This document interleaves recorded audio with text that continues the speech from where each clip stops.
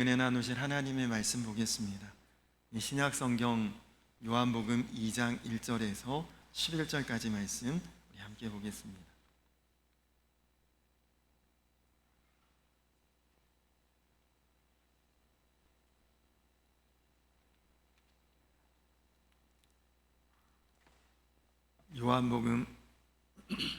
요한복음 2장 1절에서 11절까지 말씀입니다.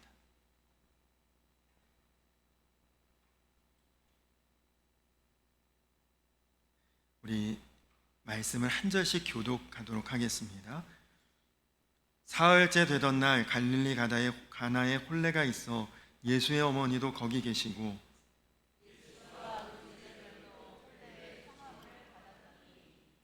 포도주가 떨어진지라 예수의 어머니가 예수에게 이르되 저들에게 포도주가 없다 하니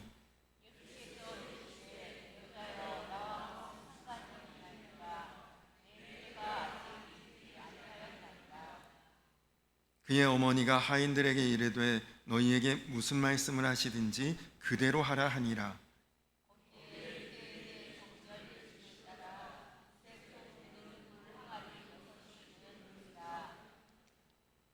예수께서 그들에게 이르시되 항아리에 물을 채우라 하신즉 아귀까지 채우니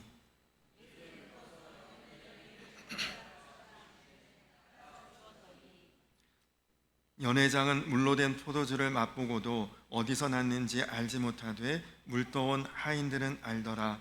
연회장이 신랑을 불러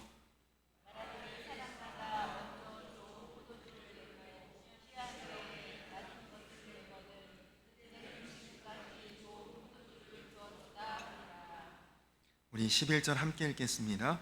예수께서 이 첫 표적을 갈릴리 가나에서 행하여 그의 영광을 나타내심에 제자들이 그를 믿으니라.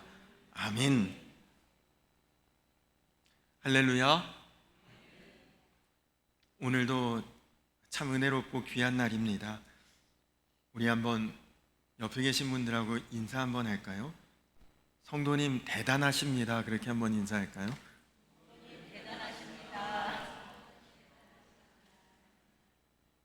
한 번 더 인사하겠습니다. 성도님 훌륭하십니다. 그렇게 한번 인사할까요?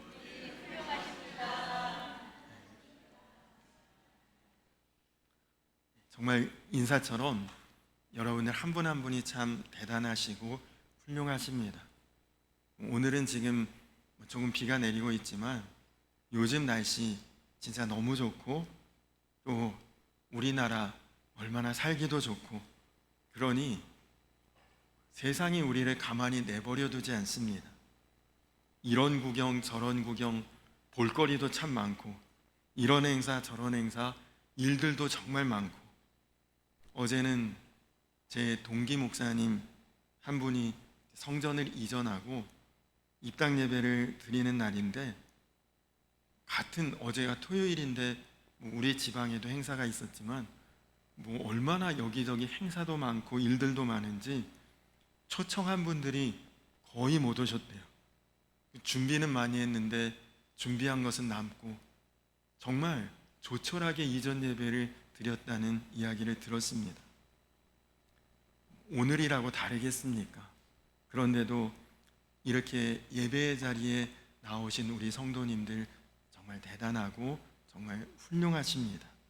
하나님께서 이 자리에 있는 우리 성도님들 정말 삶의 자리에 그 마음 깊은 곳까지 은혜와 축복과 또 섭리 가운데 이끌어 주시기를 주의 이름으로 축원합니다. 자, 그런데 이렇게 행사도 많고 갈 곳도 많고 볼 것이 많아도 결국은 우리 몸은 하나니까 그 중에 가장 중요한 행사 또 가장 좋은 볼거리 구경거리 있는 그 한 곳을 우리가 선택해서 우선순위를 결정하고 가게 되지 않겠습니까? 그러면 나에게 가장 중요한, 가장 갈급한, 가장 필요한 자리가 어디일까요? 오늘 말씀이 바로 그것을 우리에게 증거하고 있는 말씀입니다. 오늘 말씀에 나오는 사건은 이미 여러분들이 웬만큼 신앙생활 하신 분들은 너무너무 잘 알고 있는 그런 이야기. 예수님께서 그의 많은 기적 중에 첫 번째로 행하신 기적 이야기, 가나의 결혼식장에서 물로 포도주를 만드신 그 사건입니다. 예수님께서 갈릴리 가나에 있는 한 결혼식장에 혼인잔치에 참석하셨는데 잔치 도중에 포도주가 떨어졌습니다. 유대인들은 체면을 굉장히 중요시합니다. 그런 유대인들이 잔치를 벌였고 손님들을 초청했는데 중간에 포도주가 떨어졌다. 굉장히 체면 깎일 일이고 수치스러운 일입니다. 준비를 소홀히 했구나. 우리 손님들을 별로 중요하지 않게 여겼구나. 벌써 그런 인식이 딱 드니까 이것은 잔치가 아주 잔치 안 하는 것만 못한 상황이 돼버린 것이죠.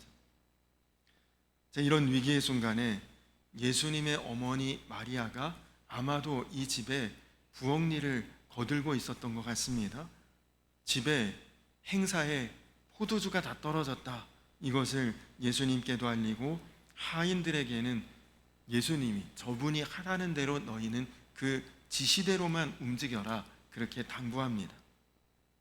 이후에 예수님께서 종들을 불러서 물이 담겨있다 비어있는 그 항아리에 물을 도로 가득히 채워두고 그리고 그 채워둔 물을 바로 떠서 연회장에게 갖다 주라 예수님이 명령하시고 그랬더니 물을 채워놓고 그 물을 바로 떠다 연회장에게 갖다 줬는데 이렇게 좋은 포도주가 아직도 있었느냐고 연회장이 감탄하며 극찬했던 그 사건이 이제 오늘 우리가 보고 있는 이 가나의 혼인잔치 이야기입니다.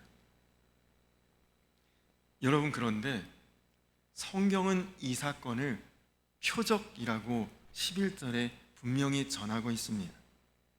여러분, 똑같은 기적이라도 그것을 표적이라고 표현할 때는 예수가 그리스도이심을 드러낸 사건을 표적이라고 성경은 우리에게 표현하고 있습니다.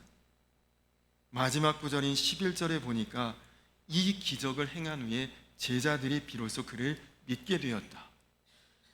예수님이 그리스도이신 것이 드러났고 그것을 보고 믿는 자들이 생긴 이 사건은 그냥 기적이 아니라 표적이라는 것이죠.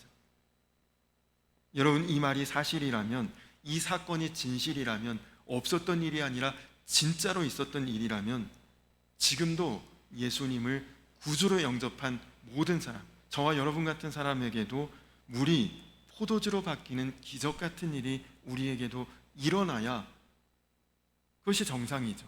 왜 그때는 일어났는데 지금은 안 일어나겠습니까? 근데 예수님을 우리가 다 믿는다고 하는데도 내게 물이 포도주로 바뀌는 기적이 일어났다고 고백하는 그런 사람들이 왜 별로 없을까요? 그렇게 확신하지 못하는 그리스도인들이 왜 훨씬 더 많을까요? 교회 다니고 있는데 별로 달라진 거 없던데요? 교회 다니고 있는데 뭐 더 나아지는 게 없던데요? 대체로 그런 마음으로 신앙생활 하시는 분들이 많다는 거죠. 그러나 여러분, 정말 그렇습니까? 아무것도 달라진 것이, 바뀐 것이, 변한 것이 정말 없습니까? 그것은 예수님 안에서 어떤 기적이 우리에게 일어났는지를 우리가 모르고 있는 것이고 깨닫지 못하는 것입니다. 성경은 우리가 본래 죄인이라고 그렇게 기록하고 있습니다. 그러니까 저와 여러분은 아무리 우리가 아니라고 해도 죄인입니다. 하나님 보실 때 그렇다는 거죠. 그러나 예수님께서 십자가에서 보혈을 흘려주셨고 그 보배로운 피로 말미암아 우리가 죄사함 받았습니다.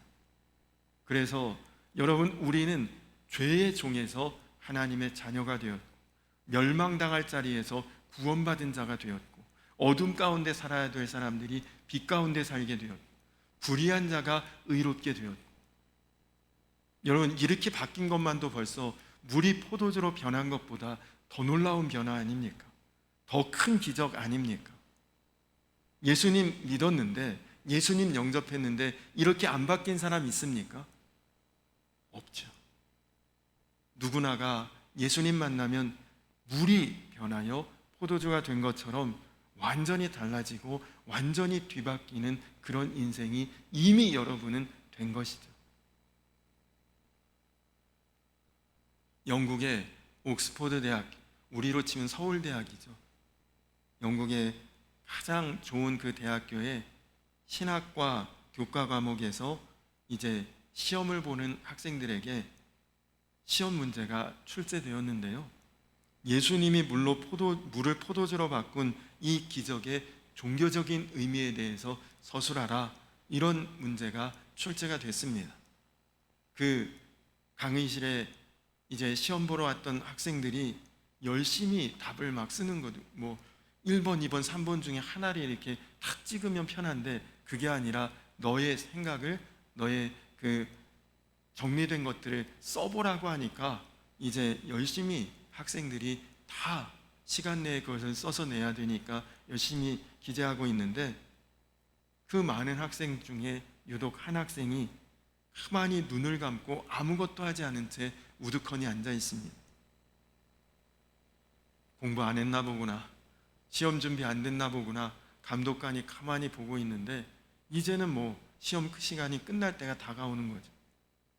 그래서 안타깝게 여긴 감독관이 그 학생에게 가서, 자네 무슨 말이라도 단 한 줄이라도 좋으니까 답안지를 써서 내야 되지 않겠나, 한 줄이라도 써서 내야 낙제는 면하지 않을 것 아닌가, 그렇게 권했더니 그 학생이 정말 딱 한 줄 답을 쓰고 답안지를 내고 나갔습니다.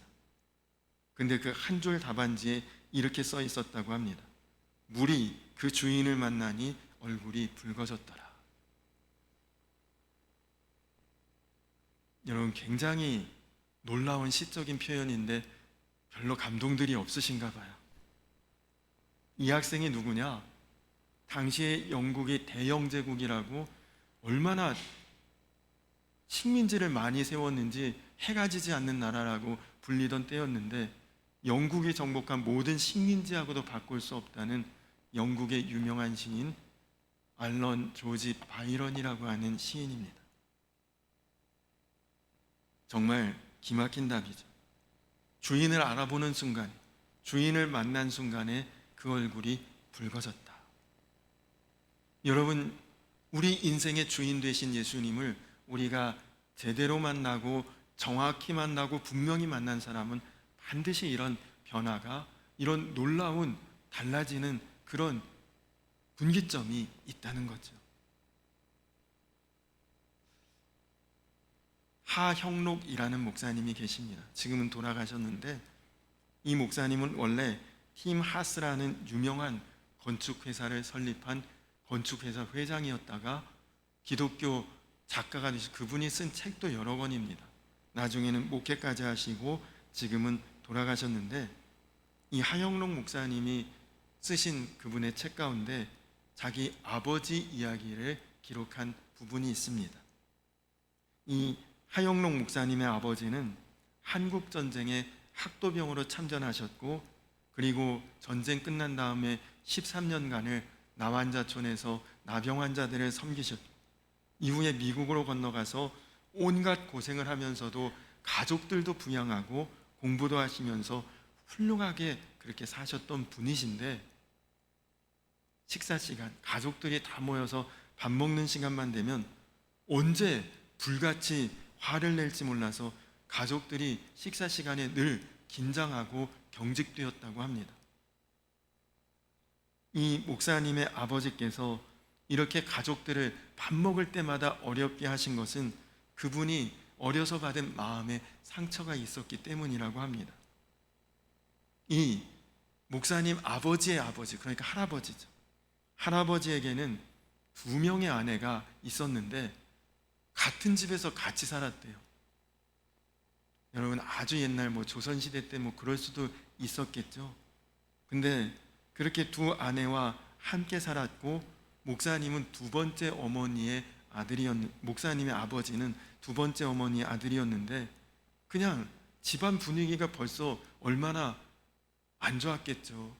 부인이 2명이고 자녀들이 막 부대끼고 살고, 부모의 사랑이 뭔지도 모르고 항상 아버지는 엄격했고 어머니는 늘 그냥 부들부들 떨면서 살고, 그런 가정 분위기에서 자라다 보니 이 목사님의 아버지가 그렇게 마음이 왜곡되고 부드럽고 편안하지 못했다는 것이죠.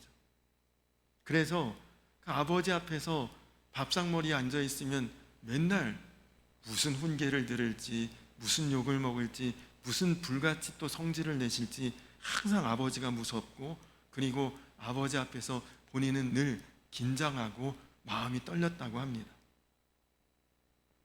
그랬던 목사님이 예수님을 인격적으로 만난 다음에 아버지와 함께 식사하면서 겪었던 그 어려움이 지금의 자신을 이렇게 만들게 된 그런 기적의 순간이었다고 오히려 고백을 하셨습니다.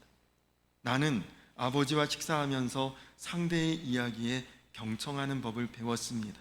무슨 말을 해야 하고 하지 말아야 할지를 배웠습니다. 울어야 할 때와 웃어야 할 때, 사랑해야 할 때와 훈련해야 할 때를 가장 적절하게 배웠던 것 같습니다. 여러분, 예수님을 만나고 나니까 상처와 아픔의 기억도 다 오히려 은혜와 축복의 기억으로 바뀌어 버렸다는 간증이에요. 여러분은 어떻습니까? 여러분 예수님 만나고 나서 여러분 삶은 어떻게 달라졌고 어떤 변화가 있습니까?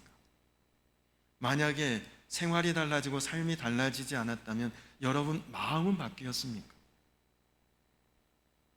안타깝게도 예수님 믿고도 여전히 자기 자신은 마치 포도주가 떨어진 잔치집처럼 긴장이고 위기이고 어려움 속에 사는 것 같다고 생각하는 분들도 있습니다. 그렇다면 여러분, 한번 내가 입으로만 주여 주여 하고 외치는 형식과 외식의 신앙인인지, 아니면 실제로 예수님을 내 삶의 주인으로 인정하고 여기고 순종하는지를 여러분 정확히 한번 점검해 보십시오. 내가 예수님 믿는데, 교회 다니는데 처음에 이야기했던 것처럼 나아질 것도 없던데, 그냥 그저 그렇던데, 그렇다면 여러분에게 예수님이 지금 손님이신가 주인이신가 한번 분명하게 체크해 보셔야 합니다. 가나의 혼인잔치집에 예수님 그 집에 계셨어도 포도주는 떨어지고 동이 났습니다. 예수님 함께 계신다고 포도주가 무한히 이렇게 뿜뿜어져 나오는 것 아니라 포도주가 떨어질 수도 있다는 것이죠. 포도주가 떨어졌다는 마리아의 말을 듣고 예수님께서 여자여, 나와 무슨 상관이 있나이까? 내 때가 아직 이르지 아니하였나이다 말씀하십니다. 내 때가 무슨 때입니까? 나 아직 손님인데 내가 손님으로서 이 집안에서 뭘 할 수 있습니까? 내 때가, 내가 주인일 때, 내가 마음대로 할 수 있을 때, 내가 모든 것을 관장할 수 있는 그 자리에 있을 그 때가 내가 일할 수 있는 때 아니겠습니까? 지금 그 말씀을 하고 계신 것이죠. 어떤 성도님들은 우리를 그렇게 사랑하신다고 하는데 강제적으로라도 축복해 주실 수 있고 강제로라도 해결해 주실 수 있지 왜 내버려 두시지? 왜 간섭해 주시지 않지? 그렇게 생각하시는 분들도 있어요. 근데 여러분 한번 생각해 보시기 바랍니다. 아주 혼잡하고 복잡한 주차장에 나는 초보 운전자라 이러지도 못하고 저러지도 못하고 그냥 너무너무 긴장되고 모든 것이 지금 앞이 캄캄해요. 근데 그런 초보 운전자가 운전대 꽉 붙들고 나 좀 도와주세요, 어떻게 좀 해결해 주세요, 차에서 내리지도 않고 운전대는 붙들고 외친다고 해결되겠습니까? 운전대 내려놓고 차에서 내리고 운전 능숙하게 잘하는 분에게 이 차 좀 주차해 주십시오 라고 맡겨야 해결되고 도움이 될 수 있지 않습니까? 누가 그렇게 운전대 붙들고 도와달라고 외치는 사람을 강제로 끄집어내서 누가 거기에 앉아서 해줄 수가 있어요? 그 범죄죠. 여러분, 예수님이 도와주시려고 곁에 계십니다. 예수님이 해결해 주시려고 우리와 함께 하십니다. 근데 여전히 나는 예수님께 맡기질 않고 도와달라고는 외치지만 내가 다 판단하고 결정하고 주장하는, 예수님은 여전히 손님이고 내가 나의 주인인 거죠. 여러분 어떻습니까? 예수님 무시하고 있지 않습니까? 여러분에게서 예수님 손님 취급받고 있는 것 아닙니까? 여러분 인생에 물이 포도주가 되는 기적은 예수님께 순종할 때 일어나는 기적입니다. 예수님이 주인 되셔야만 이 기적은 맛볼 수가 있는 거지. 9절 말씀에 잔치를 맡은 이는 포도주가 물이 포도주로 변한 것을 맛보고 어디서 이것이 나왔는지 알지 못하지만 물을 떠온 일꾼들은 그것을 알고 있었다고 9절 말씀이 우리에게 전하고 있죠. 그렇습니다. 온 세상은 예수님을 몰라도, 온 세상은 예수님을 부인해도 예수님께 순종해 본 자는 그것이 예수님이 하신 기적이구나, 예수님께서 이루실 수 있는 놀라운 역사구나라는 것을 알게 된다는 거죠. 전에 섬겼던 교회에서 청년부를 맡았을 때 청년부의 팀장 사역, 청년부의 대표라고 할 수 있는 그 사역을 했던 형제가 이런 간증을 했습니다. 처음 팀장 사역을 권면받았을 때 부끄럽지만 저는 제가 하나님께서 택하실 수 있는 가장 합당한 사람이라고 생각했습니다. 이전에 목자 사역도 4년간 했었고 바나바 사역도 해봤기에 저는 속으로 하나님께서 저를 사용하시는 것이 가장 편하실 것이라고 생각했습니다. 하지만 팀장 사역 1년을 돌아보니 사실 저는 하나님의 가장 비효율적인 사람이었음을 깨닫습니다. 하나님께서는 저를 통해 일하시기 위해 매번 저를 설득하셔야 했습니다. 이전에 이거 해봤는데 안 되던데요, 이것보다 이렇게 하면 더 나을 것 같은데요. 저의 얕은 지식과 경험을 전능하신 하나님 앞에 들이미는 교만한 저를 하나님께서는 끝까지 포기하지 않으셨습니다. 저에게 하나님의 음성을 따라 한 걸음 한 걸음 내딛는 삶을 알려주시기 위하여 하나님께서는 기꺼이 비효율적인 저를 택하신 것입니다. 저는 팀장 사역을 하면서 하나님께서 청년부를 세우라는 사명을 주셨다 생각했지만 1년이 지난 지금 하나님께서 나를 세우기 위해 교회를 사용하셨다는 것을 깨닫습니다. 연약하고 매번 하나님을 외면하는 저 한 사람을 세우기 위해 교회와 청년부를 사용하신 것입니다. 저를 향해 언제나 변함없는 사랑을 부어주시고 저를 위해 기꺼이 비효율적인 선택을 감내하신 하나님께 감사드립니다. 여러분, 이 간증을 했던 이 청년 형제 지금은 집사님 되셨습니다. 교회에 정말 훌륭한 일꾼으로 사명 감당하고 있습니다.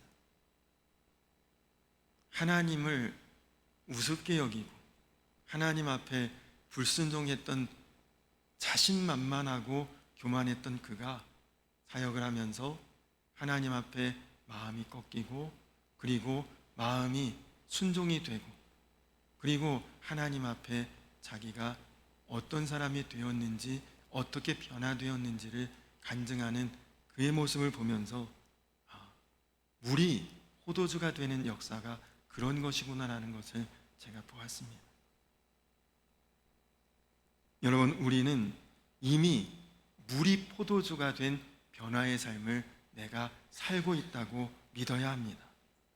그 믿음이 중요합니다. 가나의 혼인잔치에 물이 포도주가 되는 기적은 믿음에서 시작됐으니까. 마리아가 예수님께 왜 포도주가 떨어졌다고 얘기했겠습니까? 뭔가 해주실 수 있다고 믿었으니까 예수님께 얘기했겠죠. 종들은 예수님께서 하라는 대로 왜 큰 항아리에 물 채우는 거 얼마나 힘들었을까? 또 물을 떠다가 연회장에게 갖다 주라, 망신당할 수도 있지. 왜 물을 떠오냐고 창피함 당할 수도 있는데 하라는 대로 왜 다 따랐을까요? 믿었으니까. 믿는 대로 순종했더니 기적이 일어났던 것입니다. 여러분, 오늘 성령께서 저와 여러분에게 하시는 말씀입니다. 주님 말씀 앞에 순종하는 것 부담스럽고 어려운 일 아닙니다. 우리가 하나님 자녀이기 때문에 받는 특권이고 은혜입니다. 여러분, 어차피 안 될 사람에게는 하란 말도 안 하잖아요. 그가 이것을 할 수 있겠다 싶으니까 말씀하시는 것 아닙니까? 여러분, 혹시 지금 여러분 인생이, 여러분의 삶이 포도주가 떨어진 잔치집처럼 긴장이고 위기이고 어려움이고 돌파구가 없다, 하나님 앞에 감사하시기 바랍니다. 지금 여러분은 혼인잔치집의 전반부가 끝나가고 있는 것입니다.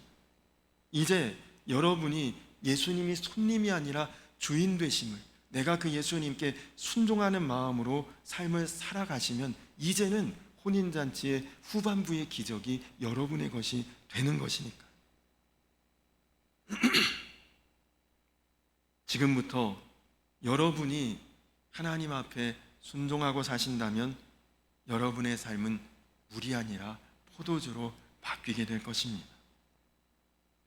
일단 여러분 보고 듣고 추구하는 것부터 바꾸어 보십시오. 돈 바라보고 세상 성공 바라보고 맛있는 것 찾고 재밌는 것만 찾고 다니면 거기 예수님이 어떻게 역사하실 수 있겠습니까? 이제부터 예수님 없던 그 인생에 예수님 바라보는 삶으로 여러분이 먼저 바꾸어 가시는 것입니다. 그 자체가 물이 포도주로 변화되고 있는 것입니다. 계속 물이 포도주로 더 진하게, 더 깊게 바뀌어 갈 것입니다. 여러분, 우리 인생에 영향을 끼치는 요소들이 많죠. 어렸을 땐 부모님에게 영향받죠. 여러분 고향이나 출신 지역에 또는 다녔던 학교에 혹은 결혼한 배우자를 통해 취직한 직장을 통해 우리의 삶은 계속 바뀌고 달라지고 변합니다. 그러나 여러분 인생 변화되는데 여러분 삶에 가장 큰 영향을 주는 것이 과연 무엇일까요?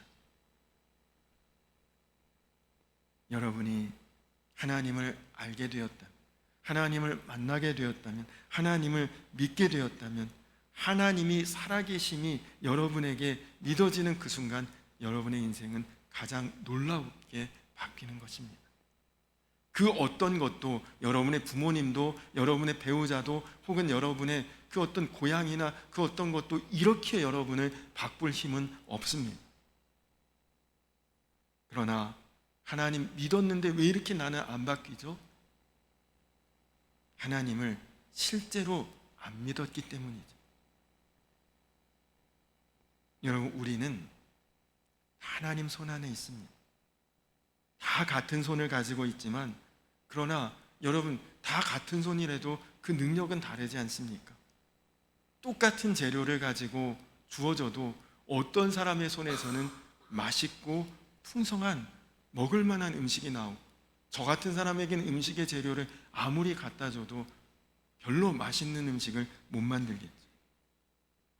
똑같이 보이는 손이라도 기술자의 손이 지나가면 고장난 것이 고쳐지고 물건이 새롭게 바뀌지만, 그렇지 않은 사람은 오히려 제대로 된 물건도 고장내는 손도 있지 않습니까?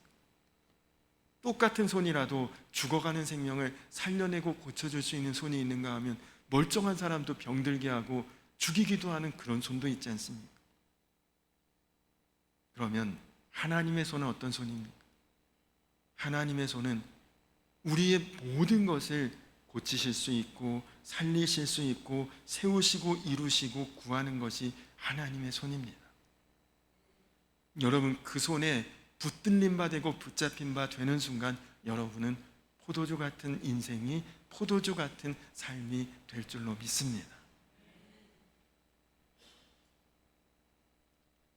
악기를 전혀 다루지 못하는 사람에게 악기 연주하라고 갖다 주면 얼마나 어렵겠습니까? 영어 하나도 못하는 사람에게 외국인을 데려다 놓고 통역해보라고 하면 얼마나 긴장이 되겠습니까? 수영 못하는 사람에게 또 수영 좀 해보라고 깊은 물에 떠다 밀면 그럼 어떻게 되겠습니까? 막막하죠. 못하죠. 안 해봤으니까. 그러나 아무리 악기를 못 다루는 사람도 1년간 그거 붙들고 열심히 연습하면 어느 정도 연주할 수 있지 않겠습니까? 아무리 영어 못하는 사람도 1년 동안 계속해서 공부하면 얼마 정도 말문이 트이지 않겠습니까? 아무리 수영 못해도 1년 동안 배우고 훈련하면 어느 정도 수영 실력이 늘지 않겠습니까? 그렇게 2년, 5년, 10년 그렇게 세월 지나면 능숙하게 될 것이고 어느 정도 시점에는 배우는 것이 아니라 가르칠 수 있는 그런 위치에도 설 수 있게 되지 않겠습니까?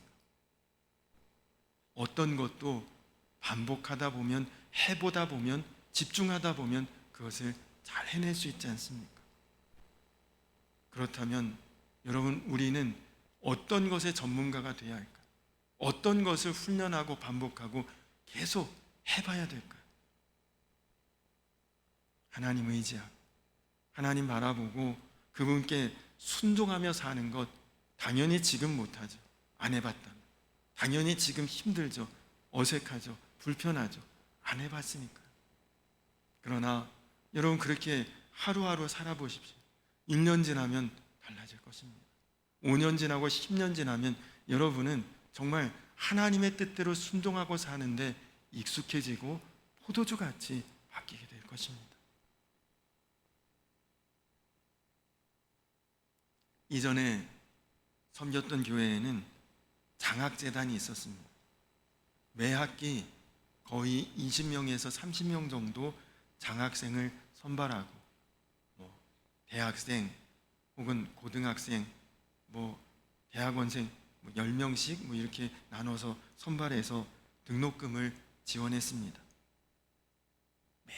매년도 1년에 2번이죠. 학기별로 한 번씩.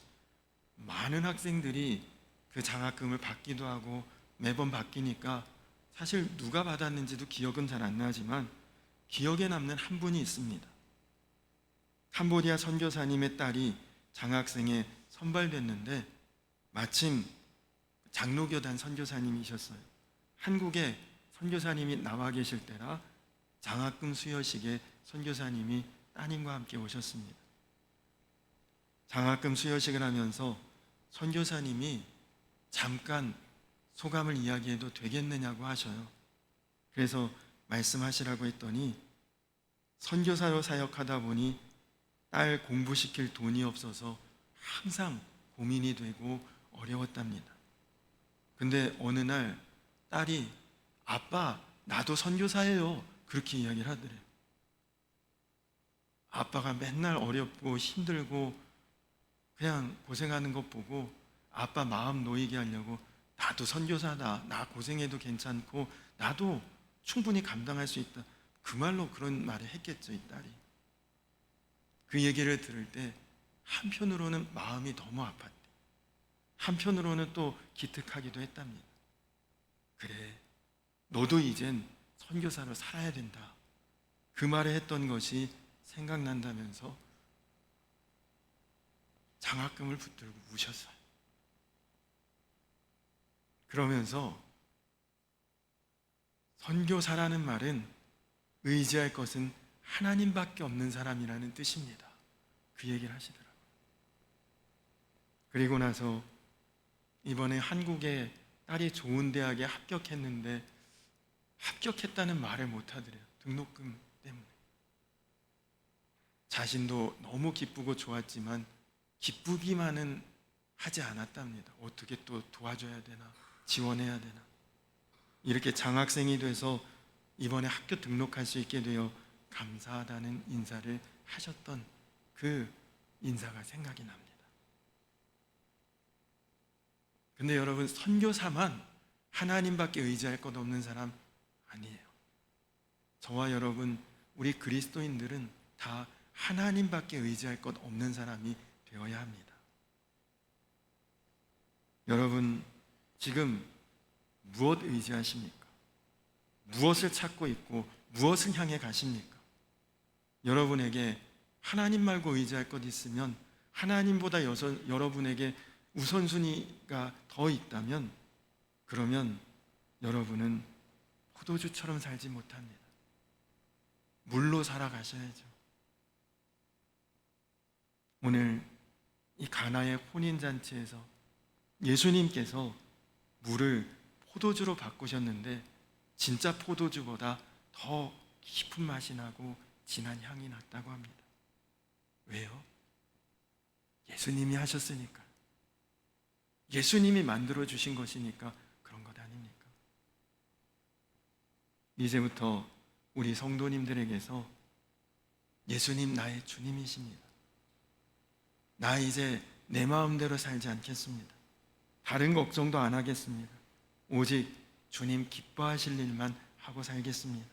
언제나 주님 나와 함께 하심을 믿고 주님 바라보며 순종하며 살겠습니다. 여러분, 이런 결단이 있고 이런 고백이 있고, 그래서 예수님이 정말 여러분을 만들어 주시고 여러분 인생에서 정말 깊은 향이 나시고 진한 맛이 나는 포도주 같은 그런 삶이 되시기를 주님의 이름으로 간절히 축원합니다. 우리 다 자리에서 일어서서 날마다 숨쉬는 순간마다 같이 찬양하시면서 준비하신 예물 하나님 앞에 봉헌하고 그리고 기도하고 예배를 마치도록 하겠습니다.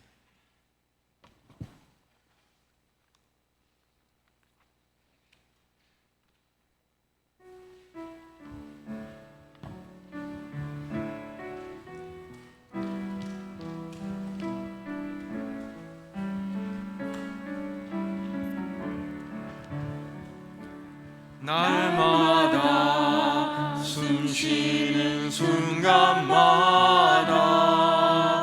내 앞에 어려운 일 보내 주님 앞에 이 몸을 맡길 때 슬픔 없네, 두려움 없네.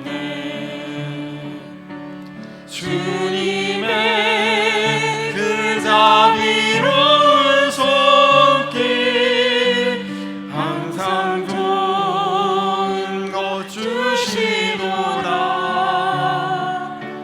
사랑스레 아픔과 기쁨을 수고와 평화와 안식을 날마다 주님 내 곁에 계셔 자비로 날 감싸주시네. 주님 앞에 이 몸을 맡길 때 힘주시네, 위로함 주네. 어린 나를 품에 안으시사 항상 평안함 주시도다.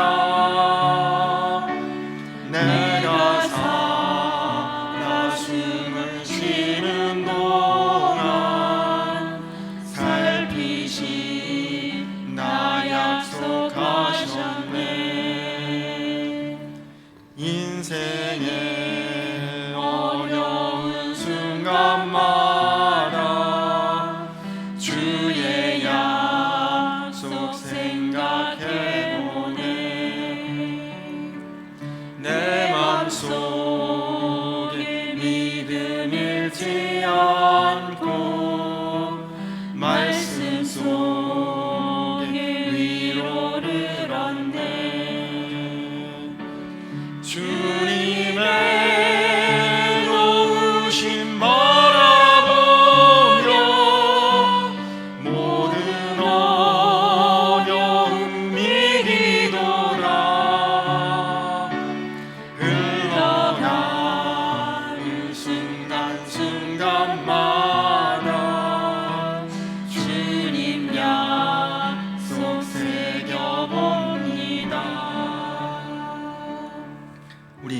같이 기도하겠습니다. 이 다 같이 기도할 때에 오늘 말씀 가나의 혼인잔치 귀한 자리요 축복의 자리였으나 포도주가 다 떨어졌습니다. 물론 예수님 계셨습니다. 그러나 예수님이 손님이실 때는 동일한 위기, 동일한 어려움, 동일한 그런 모든 문제도 당연히 있었습니다. 그러나 예수님이 내 때가 될 때, 예수님 주인 되실 때, 예수님이 나서실 때에 어려움이 바뀌어서 해결이 되고, 문제가 바뀌어서 은혜가 되고, 물이 바뀌어서 포도주가 되었습니다. 여러분, 그렇습니다. 여러분 인생 예수님이 손님이십니까? 주인이십니까? 예수님 주인 되시는 그때부터는 내 인생 이제는 깊은 향이 나는, 진한 맛이 나는 포도주가 될 것을 여러분 다 믿으시고, 이제 정말 주님이 나의 주님이십니다. 내 마음대로 결정하고 판단하지 않고, 이제는 다른 것 염려하고 걱정하지 않고, 오직 주님 기뻐하신 일만 행하며, 언제나 주님 나와 함께 하심을 믿고 바라보며 순종하며 따르는 포도주 같은 삶을 살게 하여 주시옵소서. 다 같이 기도하시고, 그리고 한 가지 더 기도하실 것은 우리 고 이순덕 권사님 자녀들이 정말 마음이 변화되고 달라지고 중단됐던 신앙생활 회복할 수 있게 되고, 하나님 자녀로서 구원함 받은 주의 백성으로서 다시 설 수 있도록 우리 이순덕 권사님의 자녀들, 유족들을 위해서도 기도해 주시기 바랍니다. 다 같이 기도하실 때 주여 한번 부르고 기도하겠습니다. 주여! 좋으신 아버지 하나님 감사합니다. 하나님, 그렇습니다. 주님은 나의 주님이십니다. 주님이 계시니 하나님 모든 것 염려하지 않습니다. 두렵지 않습니다. 주님이 내가 생각한 것보다, 계산한 것보다 더 놀랍게 하나님 물도 포도주가 되었듯이 더 깊고 진한 맛을 내었듯이, 하나님 우리 인생에 예수님이 손님이 아니라 주인 되실 때, 모든 것을 다루시고 이루실 때 하나님 내 인생은 은혜롭고 풍성하고 충만하고 아름다운 복된 삶이, 포도주와 같은 삶이 되게 하실 줄로 믿습니다. 사랑하는 우리 성도님들, 혹시라도 눈물을 흘리고 있습니까? 문제 앞에 있습니까? 어려운 순간입니까? 이제 그 예수님 손님이셨던 잔치가 끝나가고 있음을 기억하고, 예수님 주인 되신 더 풍성하고 은혜롭고 더욱 충만한 그런 잔치 같은 인생이 우리의 삶이 될 것을 바라보며 믿으며 하나님 나아가게 하여 주시옵소서. 하나님, 우리 이순덕 권사님 하나님 나라로 품어주시니 감사합니다. 남겨진 그 자녀들이 믿음 안에, 신앙 안에 바뀌고 변화되고 결단하고 하나님 자녀로 세워질 수 있도록, 다시금 신앙 안에 일어설 수 있도록 하나님 축복하여 주시옵소서.